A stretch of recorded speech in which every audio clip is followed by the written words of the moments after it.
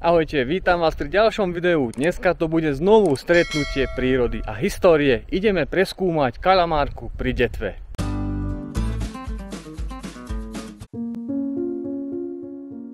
Turistická atraktivita Kaľamárka je jednou z najvýznamnejších prírodných lokalít v Podpolaní. Na Kaľamárku je prístup autom rovno ku skalám.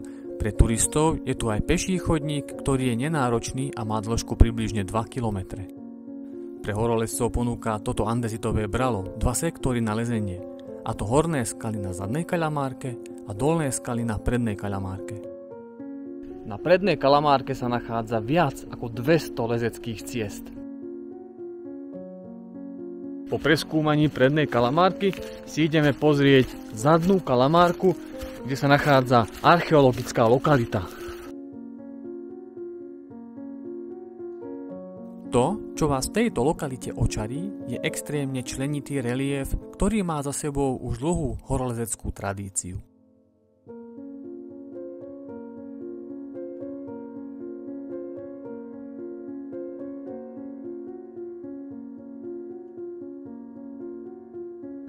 Kaľamárka človeka naozaj očarí, nie nadarmo sa o nej hovorí, že je to bašta športového lezenia, a ak sa pozriem na tie steny, tak naozaj je to tu čo poliesť.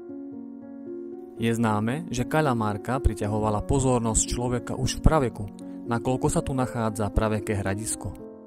Po prvých ľuďoch, ktorí žili tu na Kaľamárke, zostalo jedno svedectvo, ktoré dokazuje, že tu naozaj žili nejakí ľudia, a jedná sa o cisternu, lenže ja som ju tu nenašiel. Som si myslel, že keď sa prejdem okolo vrchu Kaľamárky, tak ju nájdem. Bohužiaľ, nenašiel som ju, mám dôvod sa vrátiť. A kto vie, že náhodou, kde je tá cisterna, prosím, napíšte mi do komentára, lebo mne sa nejako dneska stratila. Kaľamárka je prístupná v každom ročnom období.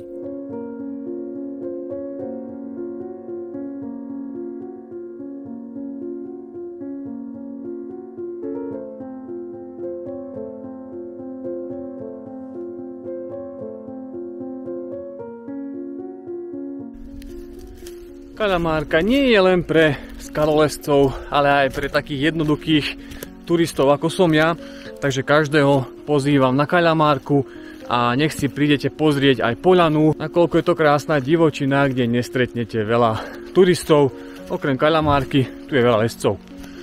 Dneska to bolo naozaj znovu o stretnutí prírody a histórie a ja vám ďakujem, že ste dosledovali video do konca a stretneme sa na budúce. Ahojte.